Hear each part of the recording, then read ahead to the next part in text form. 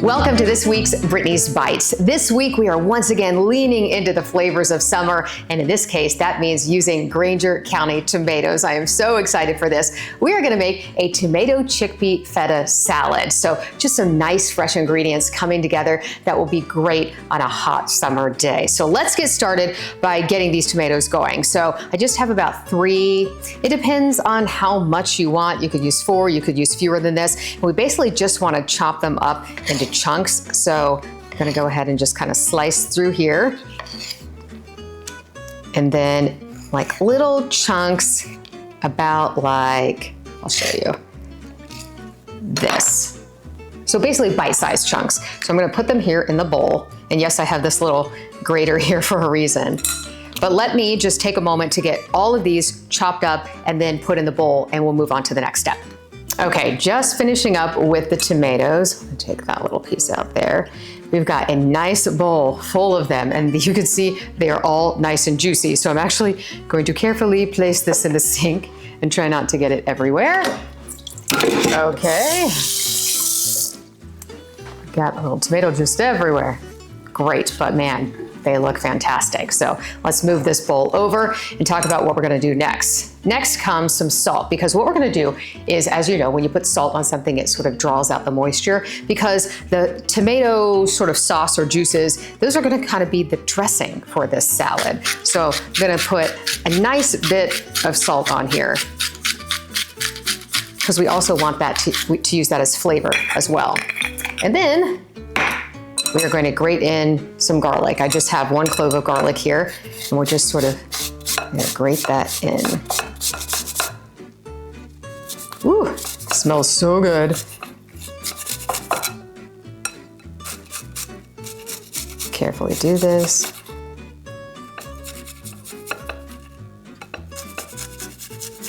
A little bit more.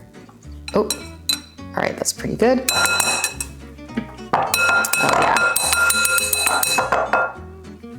I want to make sure I get all of that in there. Great. Okay, now what we're going to do is, of course, I forgot to get something to stir it all up. I'm going to stir this up and let it sit for a few minutes to let all of this marry together and also let some of the juices come out. And then we'll move on to the next step. We're basically just putting things together in a bowl and combining it. Super easy today.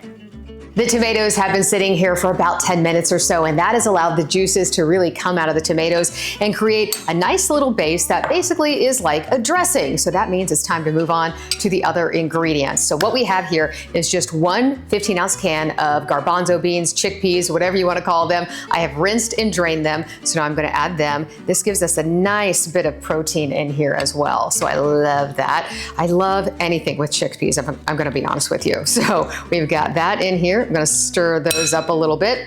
Next up, we're gonna just put in a little olive oil for some flavor. So make sure it's open all the way. Some glugs here, that's to taste. Definitely a lot of black pepper. Well, a lot if you like black pepper as much as I do. And then still just a little bit more salt, because again, we want to always flavor and season in layers as we're building a recipe. And then comes feta cheese. Now you can buy the cheese that is already crumbled up, but in this case, because we have sort of some chunks of other things, I wanted to do chunks of the feta, so I bought the block. I may or may not use all of this. It also just depends on how much feta you want in yours. So I'm just gonna start off kind of crumbling it like this. All right, give me just a few minutes to get some of this crumbled in here, and then we will move on to the last step. Okay, I think I'm gonna leave it at this for the feta. I'm gonna stir it up here, get it all combined, so we can add in our next ingredient. Yeah, that looks like a great amount of feta in there. Ooh, so pretty. But you know what we need? We're missing 1 key ingredient that really will brighten it up, not only flavor-wise, but when it comes to the looks of it, and that's some fresh basil. So I'm just gonna take a few leaves, a little bunch of it, I can get this open, and just kind of tear them in. This is sort of, a rustic style where we're not chopping things exactly, we're not using exact measurements, we're leaving things kind of big and chunky, and that's what I love about this too. Look how pretty it already is getting with adding this nice, beautiful fresh basil.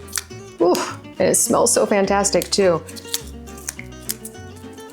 I want to put a lot to mix in, and then I always like to use some to top it off as well, because we want the flavor to marry together in this, but also to keep a little bit of the freshness on top.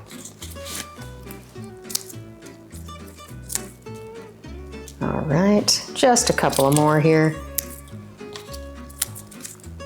Oops. This looks good. I just can't resist doing more basil. Well, all right, I promise, 2 more leaves.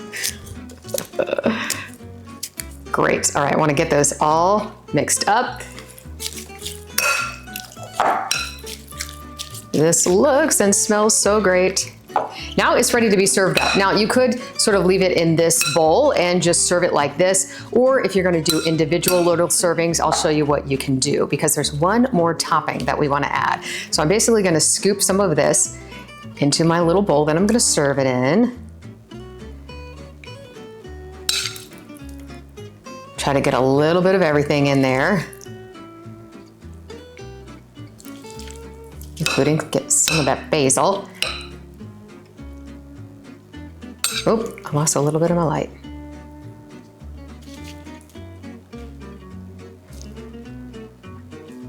Okay, there we go. The last thing we're gonna do is add a little texture by adding a little crunch, and I love crunch. I also love pistachios. So I just took some pistachios and kind of chopped them up to get them a little bit smaller than the full pistachio, but you could leave it that way as well. I'm just gonna take it and sprinkle a little bit on top. Maybe just for good measure, one more little crack of black pepper.